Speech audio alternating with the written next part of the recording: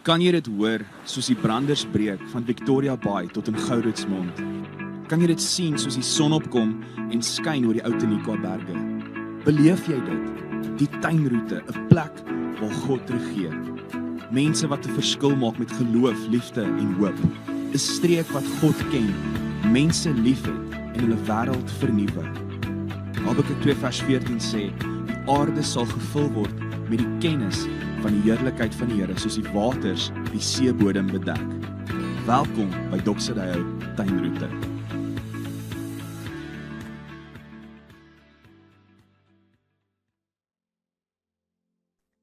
Vriende, goeiedag, baie welkom by Doxodeo Tuinroete. Dit is 'n aanlyn boodskap. Ons maak vandag klaar met ons huidige preekreeks, maar voordat ons saam kuier uit die Bybel uit, kom ons bid eers saam.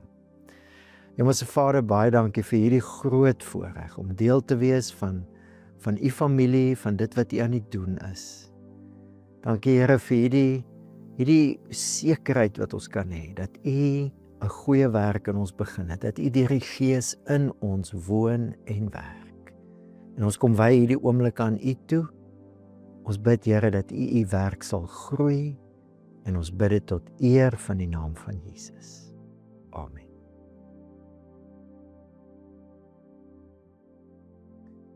So dis die laaste week van ons preekreeks Verbeel jou, waar ons die Here vertrou dat hy hierdie innerlike kapasiteit wat ons het, om dinge te kan sien aan ons binnekant, ons verbeelding, verligte oë van die verstand, ons geestesoog, noem dit wat jy wil, maar dat God daai kapasiteit sal gebruik om ons insig te gee in wat hy bedoel het as ons van kerk praat.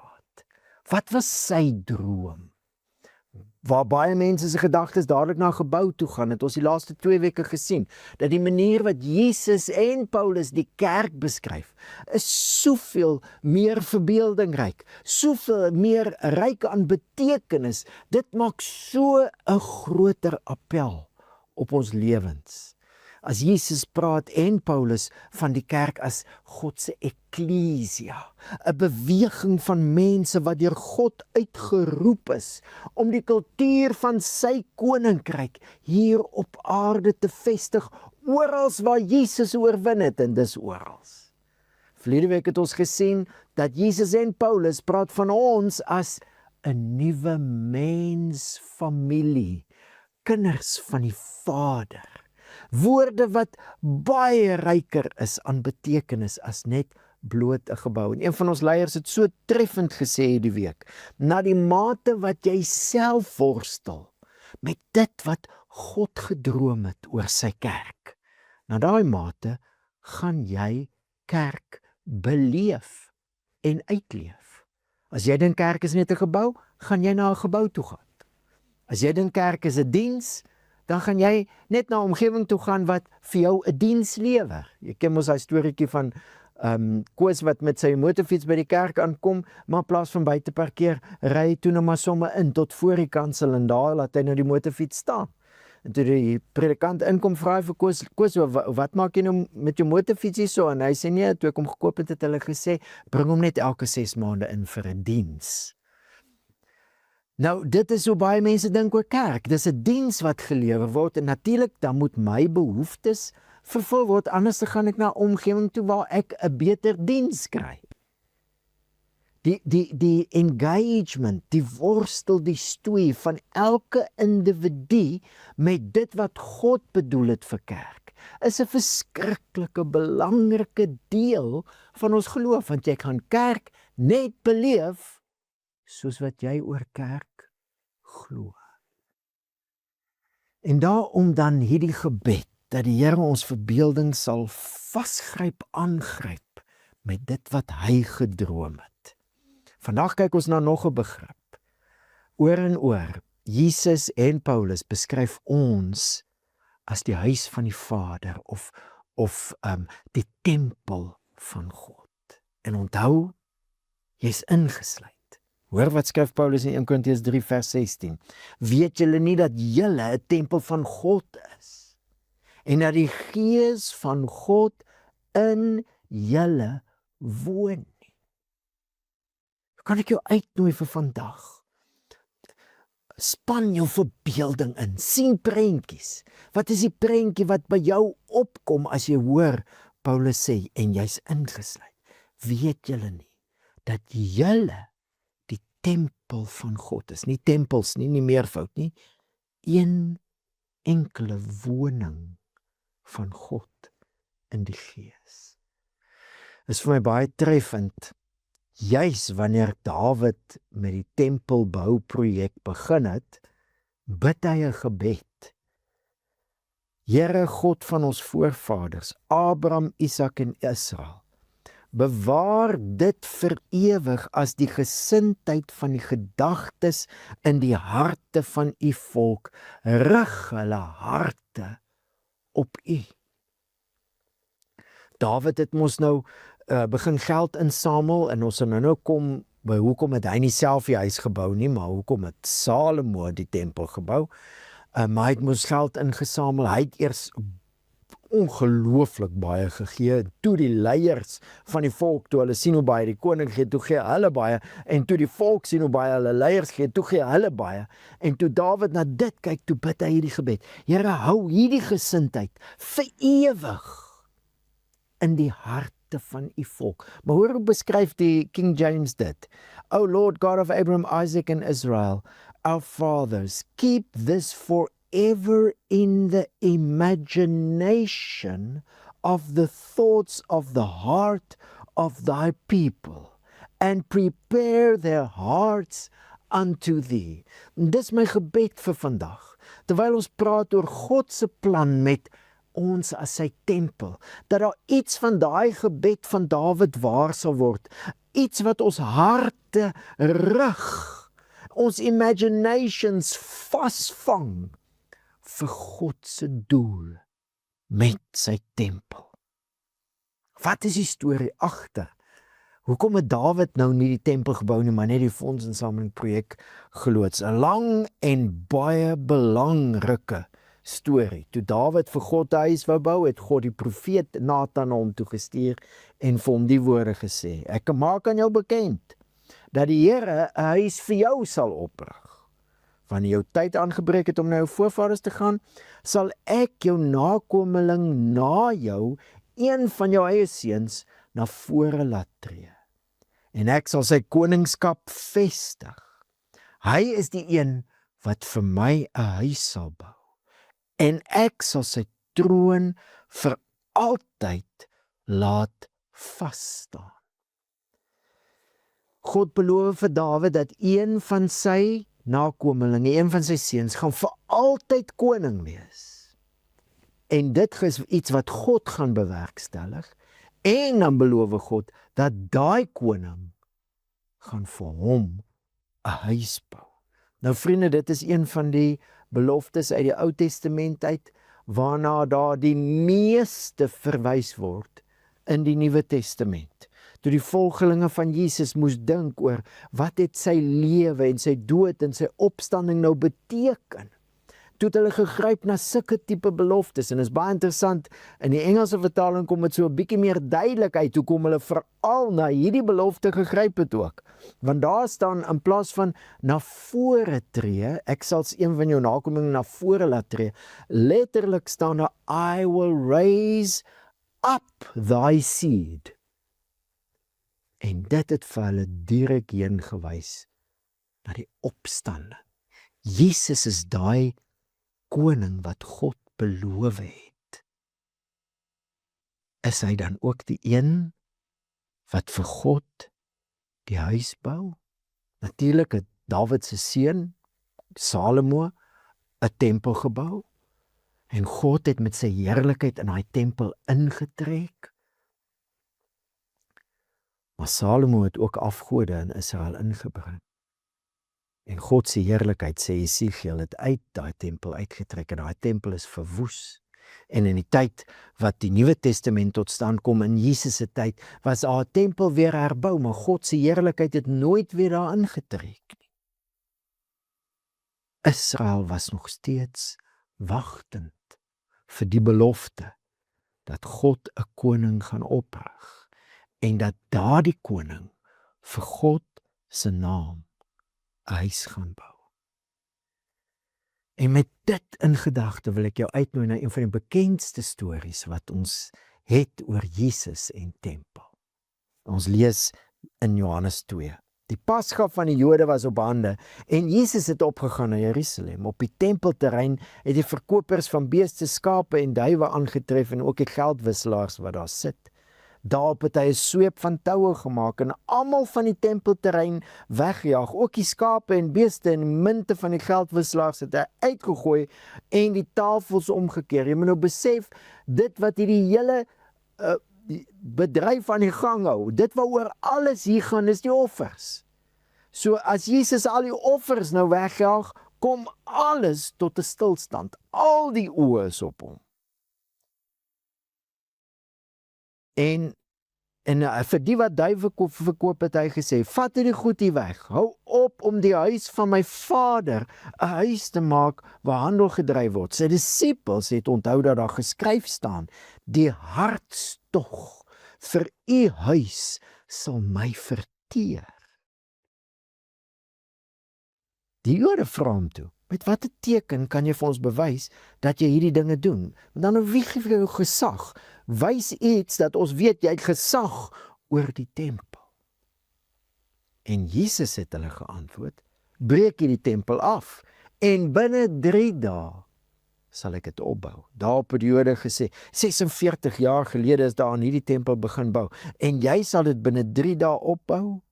Maar hy het van die tempel van sy liggaam gepraat.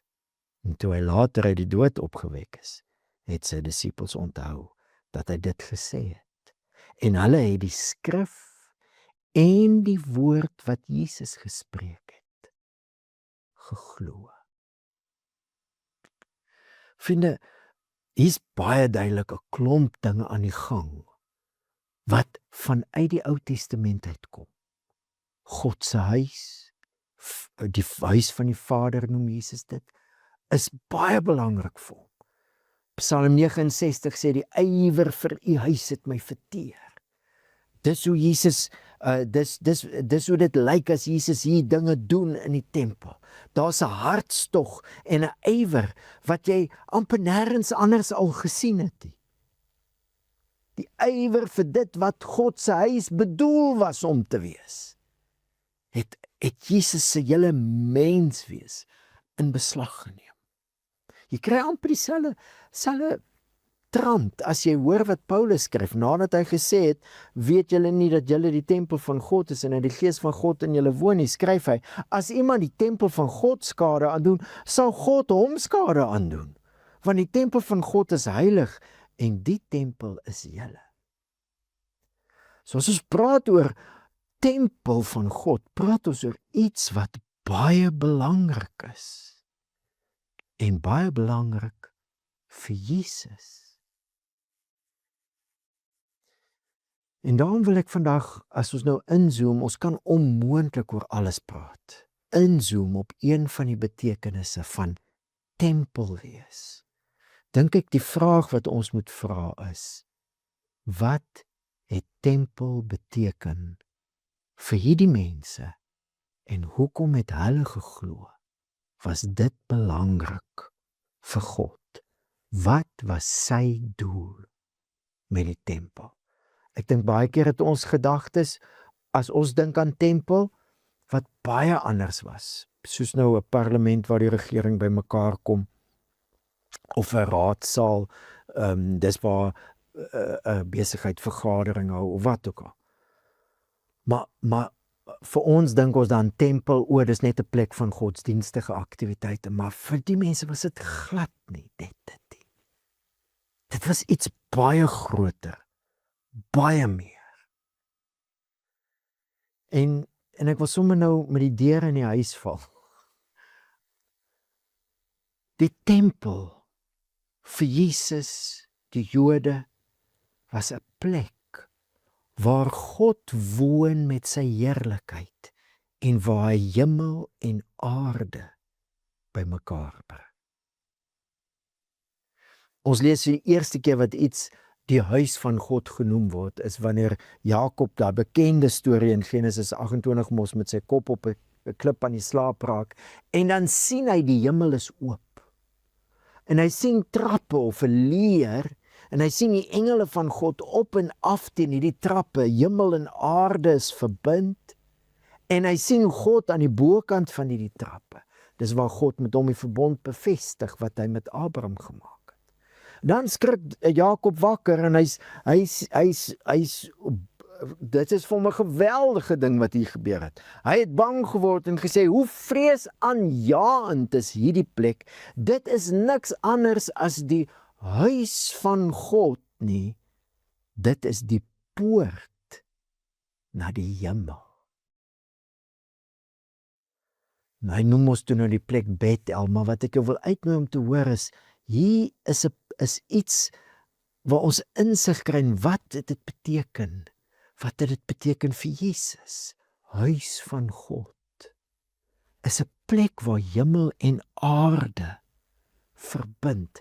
En vriende, ek wil jou uitnooi, elke keer as jy in die skrif hoor, in die Ou Testament, dat God met sy heerlikheid, eers in die tabernakel, ingetrek het, dat God met sy heerlikheid in die tempel wat Salomo gebou het, ingetrek het, dat God sy heerlikheid sy tempel vul.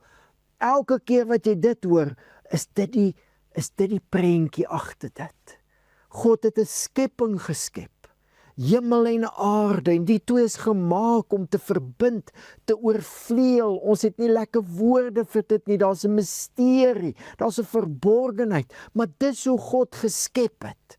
Ons het al baie oor gesels en laas jaar ook baie in ons Hebreërsreis, onthou jy, the bipartite of God's creation. Die twee was veronderstel om by mekaar te kom. Die heerlikheid van die Here wat die tempel vul, beteken dit wat in die hemel is, soos Paulus ook skryf in Kolossense 1, die onsienlike, en dit wat op aarde is, die sienlike, kom nou by mekaar. God se heerlikheid wat vul. Dis groot. Dis hoekom die woordjie wat oor en oor gebruik word as die tempel ter sprake is die woordjie heilig. Selfs die voorwerpe, mense, alles wat in die tempelruimte ingekom het, is geheilig deur met bloed te besprinkel. Want dit is die plek waar God woon en waar God hemel en aarde by mekaar bring. En as ek en jy nodig het om bietjie ons verbeelding hier in te span, dis weird, dis miskien nie hoe ons gedink het nie, bipartite, miskien het ons apartheid gemaak, jy weet, aarde nou, hemel eendag, maar dis eintlik twee wat veronderstel was om te verbind. 'n Poort van die hemel, na die hemel. God wat intrek, sy heerlikheid wat vul beteken, hy woon nou, en daar waar hy woon, kom hemel en aarde by mekaar, en dis heilig. En wat was God se doel? Dit is dwars deur die Ou Testament duidelik, maar dit word veral baie duidelik uitgespel wanneer daai tempel wat Salomo gebou het, verwoes is. Dan sê God deur die profete, baie definitief, Jesaja 40, die heerlikheid van die Here sal geopenbaar word en alle mense sal dit gelyktydig sien, want die mond van die Here het gespreek. Hoe sê Habakuk 2 vers 14, ons gunsteling vers, ons roepingsvers, as ons dink oor God se plan in die wêreld deur sy kerk. Ja, die aarde sal gevul word met die kennis van die heerlikheid van die Here, soos wat die water die see oordek. So van die begin af al, was God se doel met die tempel, hy wil die tempel vul met sy heerlikheid, sodat die aarde gevul kan word met sy heerlikheid, sodat alle mense sy heerlikheid kan sien en kan ken. Die tempel se doel was, dit is vanwaar God die aarde wil vul. En baie duidelik sien ons van Genesis af, dat dit iets is wat God saam met mense wil doen. Daar's priesters in die tempel. Dis iets wat God saam met mense wil doen. Die aarde wat gevul word met hemelse heerlikheid. Vriende, dis miskien nie hoe ons dink oor die aarde en die hemel nie. En miskien is dit deel van hoekom ons verbeelding moet inspann, sodat ons kan besef hoe groot dit is,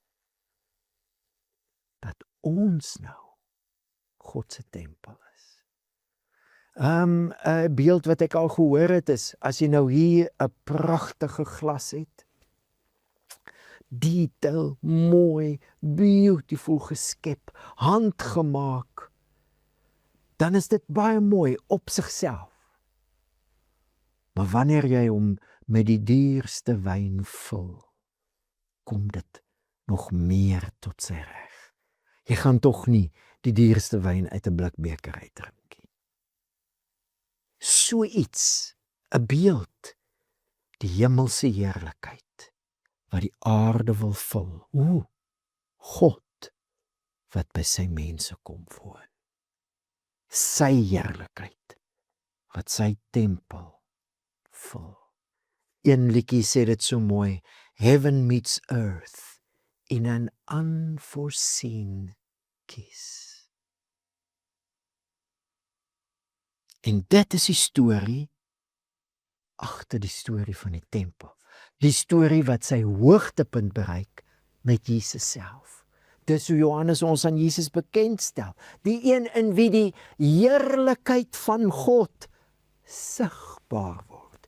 Die woord het vlees geword en onder ons kom woon. Letterlik staan daar onder ons sy tent opgeslaan, die tabernakel. Onder ons kom tabernakel. Jesus is nou die een waarin God se heerlikheid woon en sigbaar word. Jesus wat dan net later in dieselfde hoofstuk sê, ek sê vir julle, julle sal die hemel oop sien en die engele van God wat opstyg en neerdal op die seun van die mens. Ons het al baie oor gesels. Jesus doen daarom al die dinge wat nou by die tempel veronderstel was om te gebeur. Vergifnis, genesing, oral waar hy gaan, is God se heerlikheid besig om dinge te vul, nuut te maak, te herstel.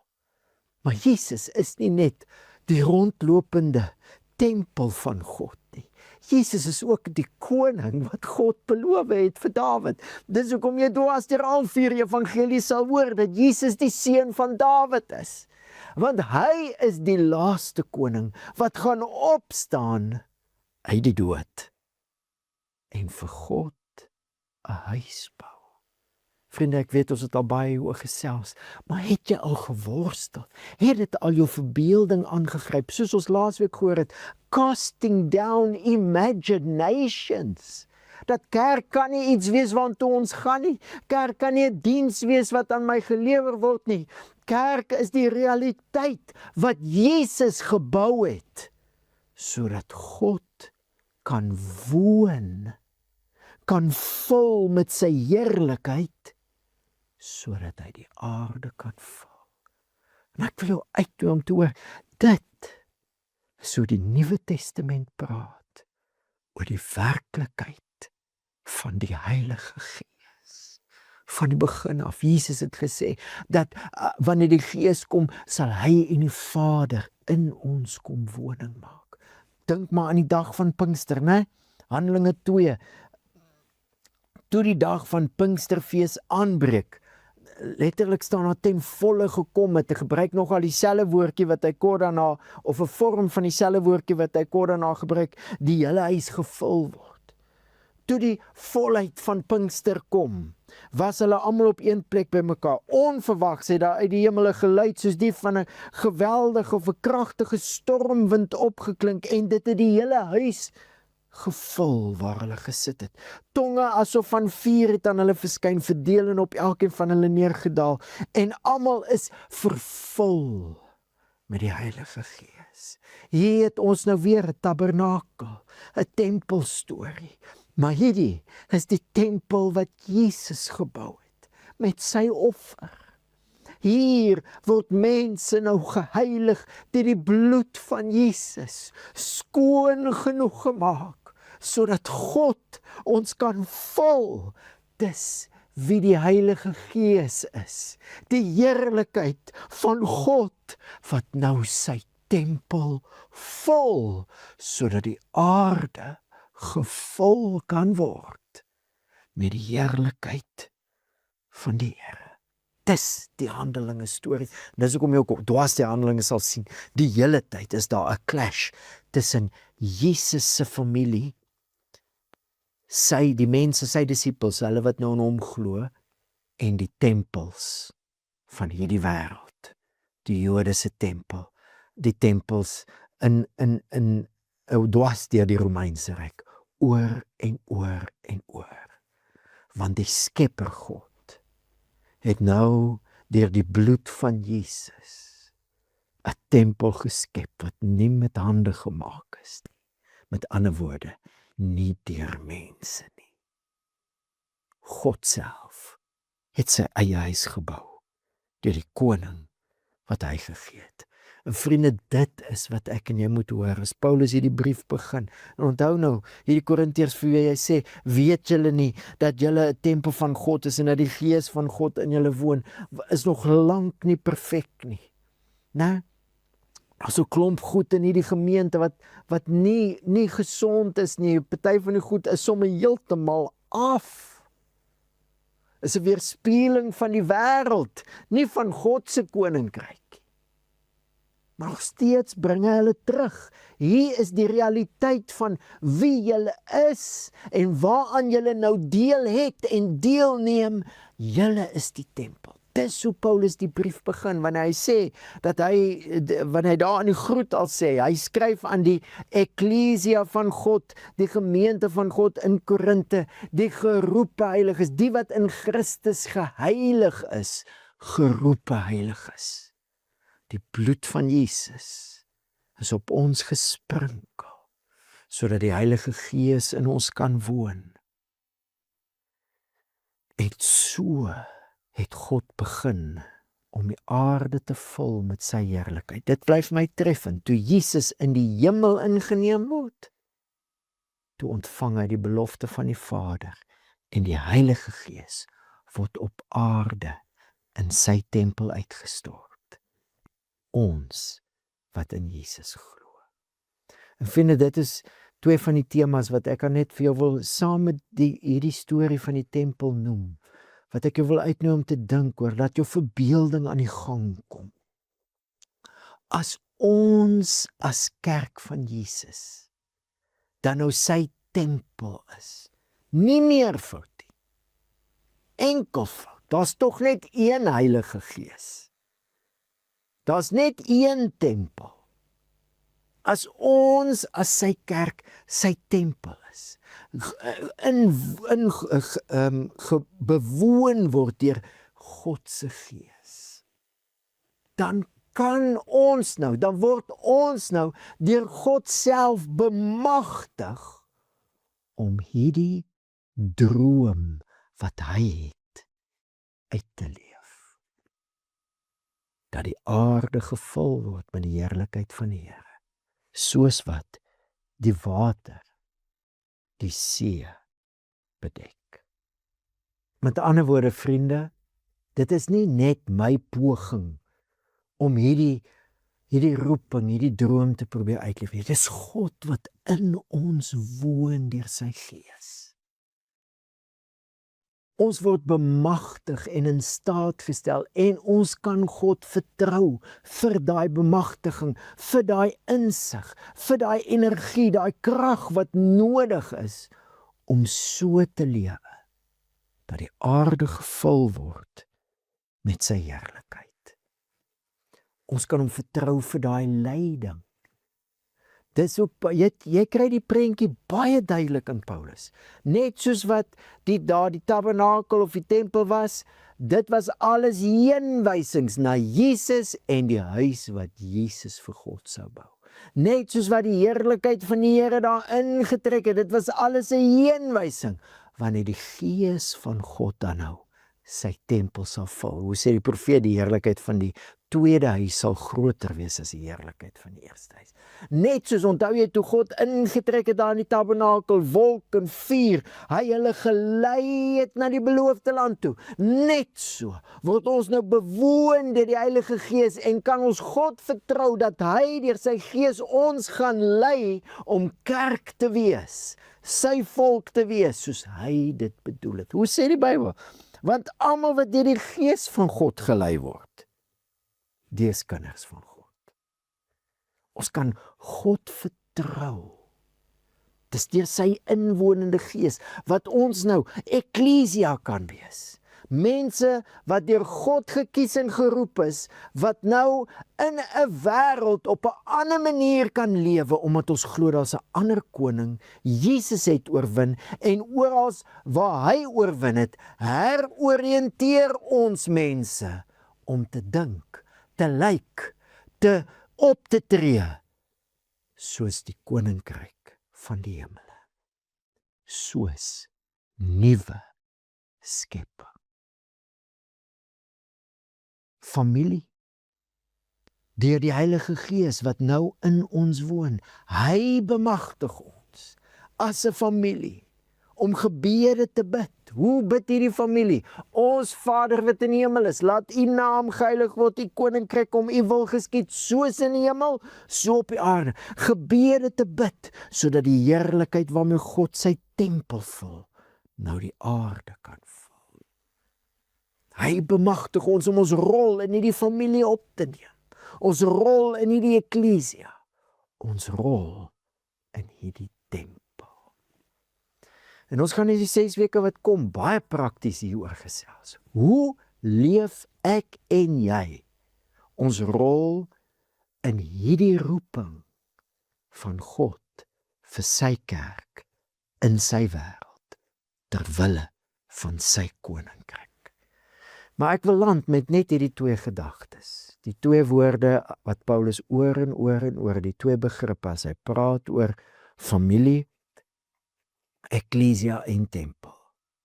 Aan die een kant eenheid. Is net een tempel, net een familie, net een eklesia. In 'n omgewing, net een eklesia. En dan 'n ander begrip, heiligheid. Heiligheid, een kant gesit vir God se doel, en heiligheid wat al hoe meer God se koninkryk weerspieël. En soos een van ons mentors altyd sê, heiligheid sonder eenheid, maklik. Want as ek verskil van jou siening oor 'n skrifgedeelte en ek wil dit meer so toepas, dan split ek net en daar split die kerk en hy split en hy split en hy split tot vandag toe. Eenheid sonder heiligheid, maklik.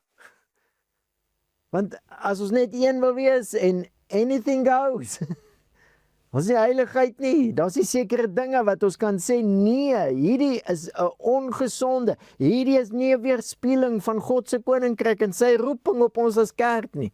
As ons nie sulke goed vir mekaar kan sê nie, ons is net almal, is net jou waarheid, is jou waarheid, ek verstaan, dis as jy dit glo, eenheid en heiligheid. En om dit, om die Gees, om dit vir die Heilige Gees te vra. Daar waar jy gemeente wees uitleef, in jou groep, in jou kampus, in ons as 'n Doxa familie, saam met die ander gemeentes in ons omgewing. Ons bid vir eenheid, ons bid vir heiligheid. Vriende, en ek wil vra, wil jy nie eers in hierdie 3 weke, hierna hierdie 3 weke, net op 'n klip gaan sit, regtig gaan worstel en vir die Heilige Gees vra, waar is daar nog dinge in my imaginations wat nie pas by 'n eklesia, by 'n familie, by 'n tempel nie? Waar is daar dinge wat moet afgebreek? En vra die Heilige Gees om jou te vul. Paulus sê dis nie eenmalig nie. Hy sê word vervul met die Heilige Gees. Vra die Heilige Gees om jou en jou groep, jou kampus, ons as 'n Doxodeo familie, die kerk van Jesus te vul, sodat ons al hoe meer hierdie droom kan leef van wat God bedoel het vir sy kerk. Ek lees graag weer daai 1 Kronieke 29 vers 18 uit die King James uit. O Lord God of Abraham, Isaac and of Israel, our fathers, keep this forever in the imagination of the thoughts of the heart of thy people, and prepare their heart unto thee. Kan ons hierdie gebed saam bid vandag? Here, vul ons gedagtes, ons harte, ons verbeeldings op so 'n manier met u visie, u droom van kerk as u eklesia, u familie en u tempel.